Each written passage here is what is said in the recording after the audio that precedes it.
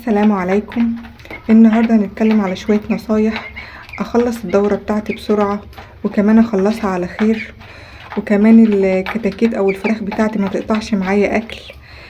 في دورة الصيف ديت اعمل ايه؟ اعمل على طول مشروبات علشان اتجنب الاجهاد الحراري. لو تجنبته الكتاكيت معايا زي ما انتم شايفين ما شاء الله مخلصين العلافات، انا لسه محطتش مفيش فيها غير بس حاجات بسيطة، وكلهم نفس الحكاية، حاجات بسيطة. بس انا بحط مشروبات اجهاد حراري على طول علشان اخد وزن كويس، وكمان شهيتهم تفضل مفتوحة مع توسيع المكان.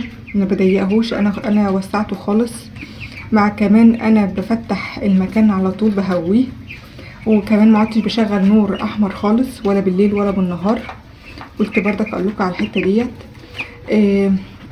زي ما انتم شايفين انا حاطه العلافات بشكل معين علشان اخد اوسع مكان لهم للحركه. زي ما انتم شايفين يقدروا يناموا، يقدروا يتحركوا، يقدروا ياكلوا، يبقى في مسافات. ما نحطش العلافات جنب الحيطه.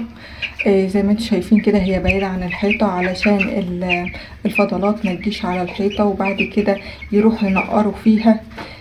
فانا لا اتلاشى الحته دي، هما بيحبوا ينقروا في الجدران.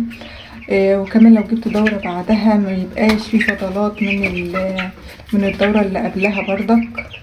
نتلاشى الحتة ديت. فاحنا نعمل على طول مشروبات. انا حطيت ليمون على نعناع، وحطيت معاها معلقة سكر علشان تزود الحركة والنشاط عندهم. على طول كده نعمل يا اما برتقان يا اما جوافة يا اما ليمون على نعناع يا اما عرق سوس يا اما كركديه.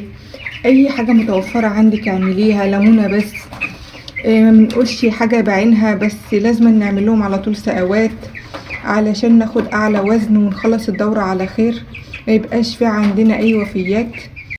اهم حاجة النظافة ووسع المكان لهم علشان يقدروا يتحركوا براحتهم. واحنا بالنهار ما ينفعش نتحرك جنبهم عشان ما نعملهمش اجهاد حراري ويتحركوا كتير. لو المكان عندك حر قوي ممكن تشغلي مروحة بره المكان على بعيد كده، ما تسلطيهاش عليهم. تغير بس الهواء السخن وتديلهم هواء بارد.